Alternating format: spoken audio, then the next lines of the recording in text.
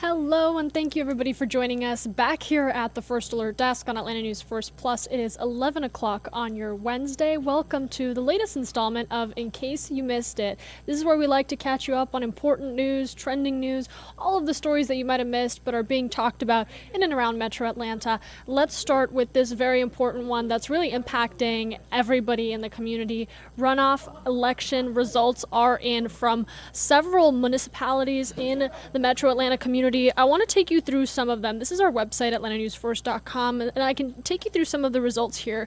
You can find this on our Atlanta News First app, by the way. If you download that to your phone, it's right there for you, so you can see all of the results, look to your particular county. Some big moments came out of this runoff. The last remaining Atlanta Public School Board seat went to Alfred Chivy Brooks, who will now represent District 7. And for those of you living in Brookhaven, you have a new mayor this morning. Longtime council member John Park will take over the role. Park is the first Asian American Pacific Islander elected as mayor in our great state.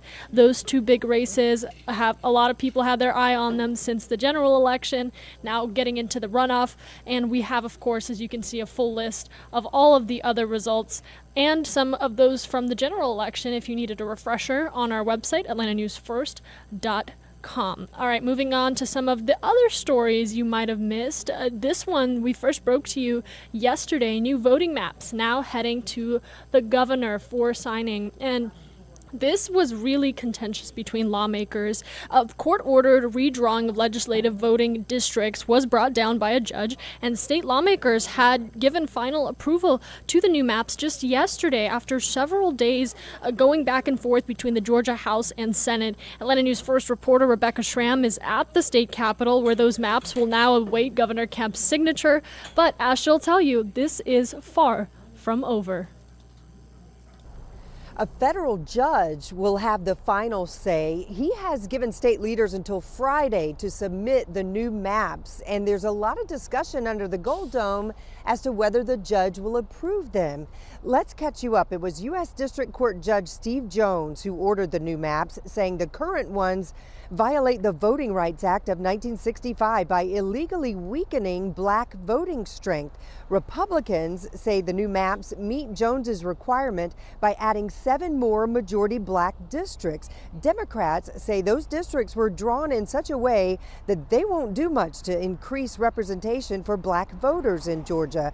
Republicans have the majority in the state capitol, and the new maps passed along party lines. State Representative Sam Park is a Democrat from Lawrenceville. He tells Atlanta News First he hopes the judge will appoint an expert to draw the lines instead. Judge Jones can and should find all 3 of these maps, the Republican map for Congress, State Senate, and State House, to be unlawful. We're watching to see when the governor will sign off on the new maps and what the judge will say about them.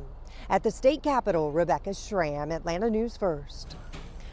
That was our Rebecca Schramm with the latest on voting maps, a big issue that many of you should follow, as it will heavily impact actually the 2024 election. It's going to be a big one in Georgia. We'll keep you posted on any developments that come out of that. All right, I want to talk a little bit about traffic, the roads.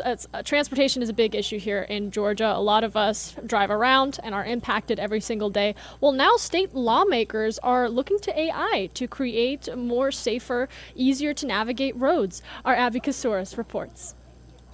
When it comes to transportation, Georgia is leading the way, investing in autonomous and electric vehicle infrastructure.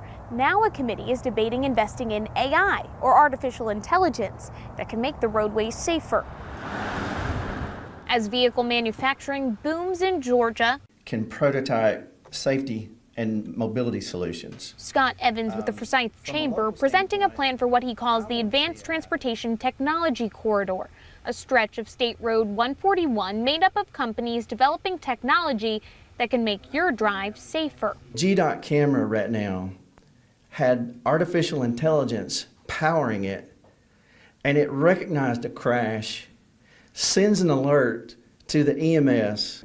If the artificial intelligence in that camera can warn the 2 vehicles that they're on a collision course and take corrective action before the accident happens, or at least mitigate the damage. His plan, harnessing artificial intelligence to help drivers, bicyclists to communicate. For example, at this intersection. Heard it, I kind of went, what? Because I didn't understand a lot of it, but now that I understand it, it's one of those things that can really help us. Transportation Committee Chairman Rick Jaspers says with the state's $10.7 billion surplus, now is the time for the state to fund forward-thinking projects.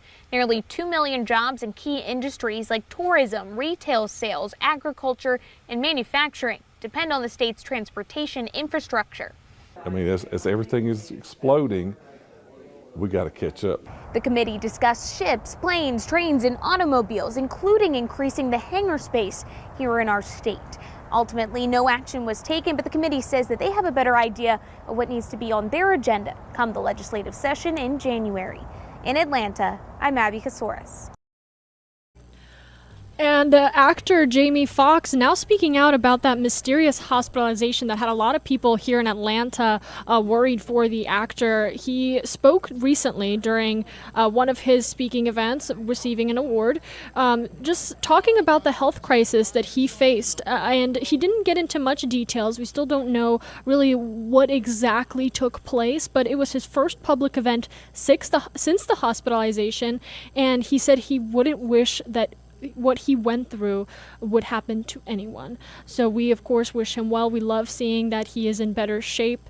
The actor was hospitalized here in Atlanta back in April, if you'll recall. That spread like wildfire across our community here, but it sounds like he's on the mend and doing much better. So that's all we can hope for. All right now there is an urgent plea from local charities, specifically in Gwinnett County, and they need your help. Right now, the Salvation Army of Gwinnett County is trying to help more than 300 children as part of their Angel Tree program, but they are still in need of gifts. Last Friday was the deadline to donate, but they're extending the drop-off deadline to Thursday. That's tomorrow, due to the unfulfilled adoptions. Atlanta News First reporter Asia Wilson stopped by their warehouse, where leaders say that they're seeing an impact and it's correlated to inflation. It's possibly that some kids will not have gifts for Christmas. Hazel, longtime volunteer, and many others with the Salvation Army in Gwinnett County are working hard to fill a big need for their Angel Tree program. And all of these empty slots there that you see there, it's kids that are not sponsored. They have 738 families, 2,000 kids they're assisting, but more than 300 are still in need of gifts. How does it kind of make you feel? Sad, because if we've registered these kids, so the parents are, like, I'd say, depending on it, and if we don't have these gifts to give them when they come, it's heartbreaking. A sad reality Captain Annalise Ryerson says they haven't faced in a long time. I think probably a lot of families are hurting with inflation. According to Giving Tuesday numbers, fewer Americans have been giving to charities this year. Data shows a 10% decline from last year. We've had the heartbreaking stories. You have parents who have nothing. They are in need of more gifts for kids 0 to 12 years old, including clothes, shoes, and toys. We want them to feel that love of their community and for the parents to have that dignity of, I'm able to take care of my family. They hope you can be the difference to be a family's last-minute Christmas miracle. Whatever we do, we have to get these gifts. So whatever you guys can do to help us out, we need the help because we can't turn them away. Yeah, so if you take anything away from our stream here, we'd love to get the word out that donations are still needed, and it really means the world during the holidays. You can go to our website, atlantanewsfirst.com. We have a link to where you can help out. And just keep in mind, you know, this is really a time to give back and look out for one another and to be grateful for all that we have here.